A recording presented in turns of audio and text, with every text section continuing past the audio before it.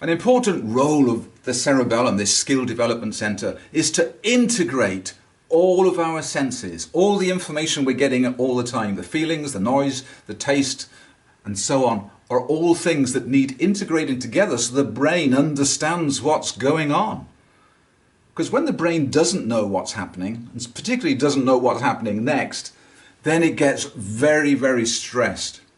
And sometimes the cerebellum doesn't do that job very well.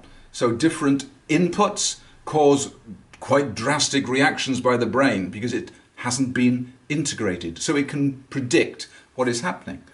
A common one is labels in clothes. So many mums have to cut out the labels of their child's clothes before he or she will wear them, because the reaction to that strange feeling as they put it on is a violent one to them, and they can't wear it, they can't stand it. The same is true of certain loud noises. It causes extreme reactions. Why? Because the integration of that type and level of noise hasn't been built into the brain system. So the brain doesn't know what's happening and it goes into a form of panic. So it's only when those sensory inputs have been properly integrated is the response appropriate and natural and normal.